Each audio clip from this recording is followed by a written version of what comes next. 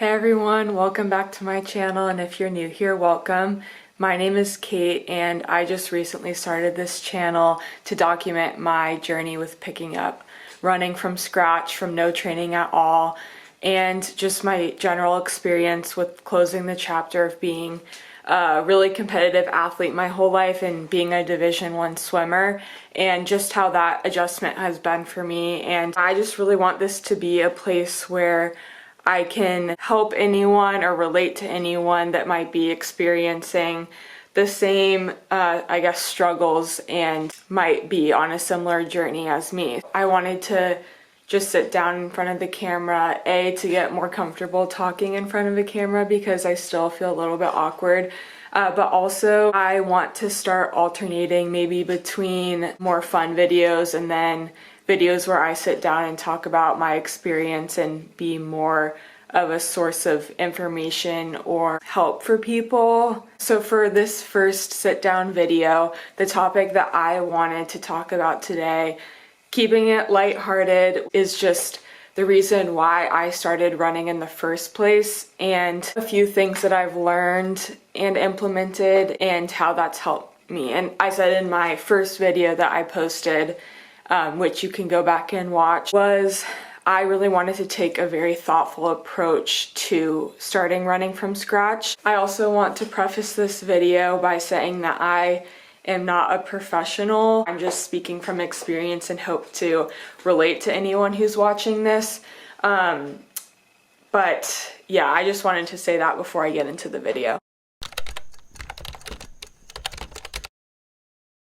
Honestly, for me, it was really tricky to have the courage to start something from scratch just because swimming is all that I've really known for the past, let's say, 8 years where I've been exclusively swimming. I was scared to start something that I knew I wasn't going to be good at, and for everyone out there who is a perfectionist like me, it is really hard for me to start something that I'm not good at. I will admit that I really like to be good at the things that I do, and I don't know if it's an ego thing. It probably is when you really get down to the core of it, but it was really difficult for me to, run a mile and be like, this is all I can do, when I could easily swim a mile. I could do more mileage in one practice in the swimming pool as I could on my feet, which is a really hard pill to swallow.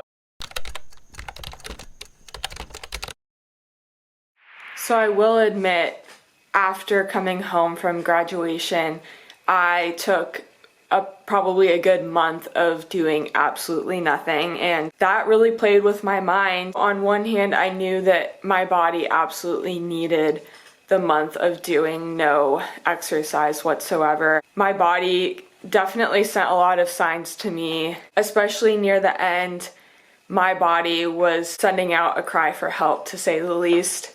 I put a lot of strain on my body, and that is just something that comes with being a swimmer. We put in a lot of work, a lot of hours. So I knew that after graduating, what I wanted to do was step back, let my body reset, and just start from scratch all over again. I knew that that would be hard mentally for me, but what I wanted to prioritize was giving my body a lot of rest. And that's really hard, to go from practicing 20 plus hours a week to doing nothing at all.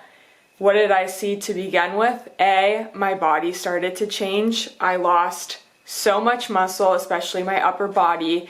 And for all of my female athletes there that struggle with body image, which I know that there's so many of us out there, even if it's for the better or for the worse, when our body changes, at least for me, that sends a signal to my brain to start freaking out, because it is so difficult to not have control. It took a lot for me to just step back and not mess with my body's natural response to rest. And that is my first piece of advice for anyone that's really struggling with finding a sense of purpose physically, or going into a new form of exercise, or just dealing with changes in routine or body changes in general. letting yourself go through the change without messing with the process is so important, and really led to my new philosophy, which is intuitive exercising. And I know a lot of people have heard of what intuitive eating is, and which I have adopted since being home.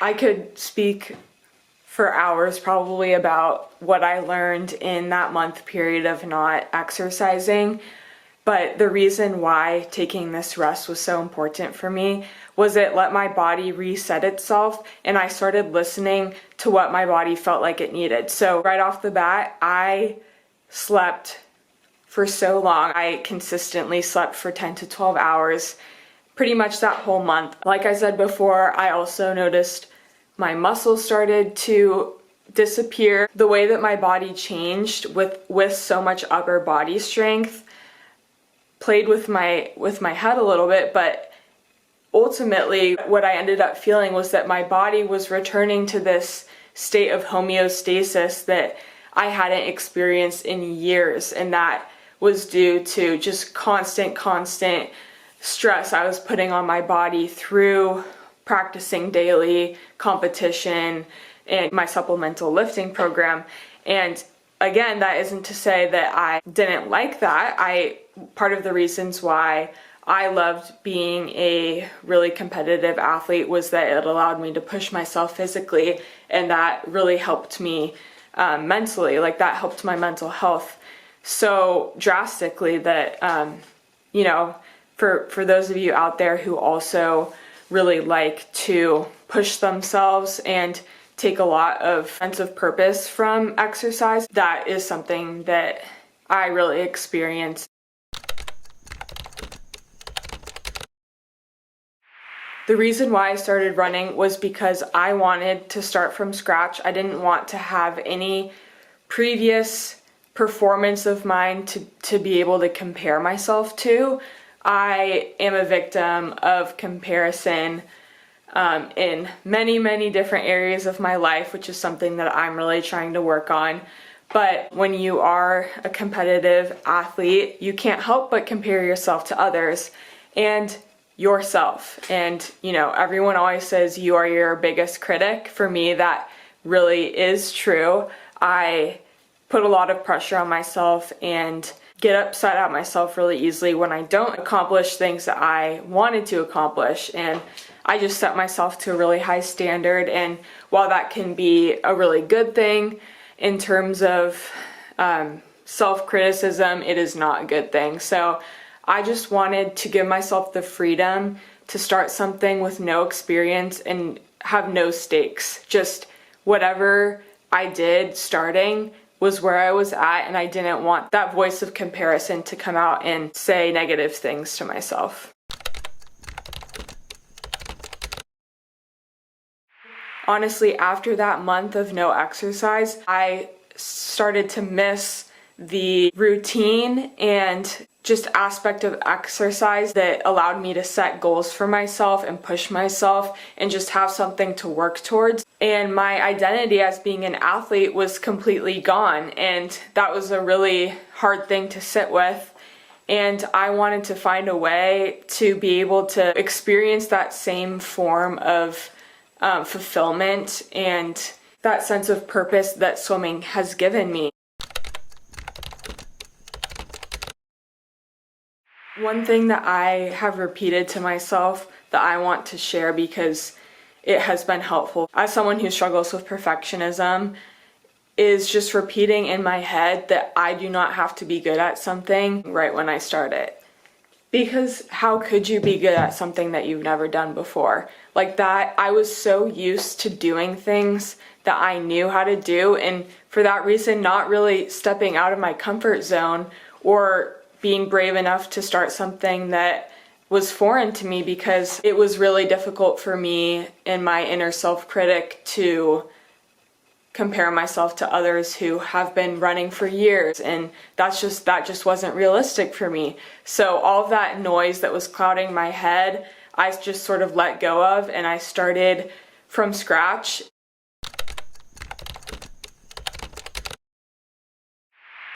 So the last piece of advice that I wanted to share was my philosophy for training, and I felt a little bit silly calling it training to start with, because here I was being used to 2-hour practices followed by an hour-long lift, doubles multiple times a week, and having that be my identity, to not even being able to run a mile without my shins being in excruciating pain. I knew that I wanted to be smart about the first step in my process, and so what I ended up doing was taking things very, very slow. I would, walk a little bit, run a little bit, and then work up to running a full mile at a very slow pace, and working up to just a consistent 3-mile loop that I would do. It was very humbling to call a 1-mile jog my exercise for the day when I was so used to doing, 10 times that in the pool. That is not what my body needed or wanted in that moment.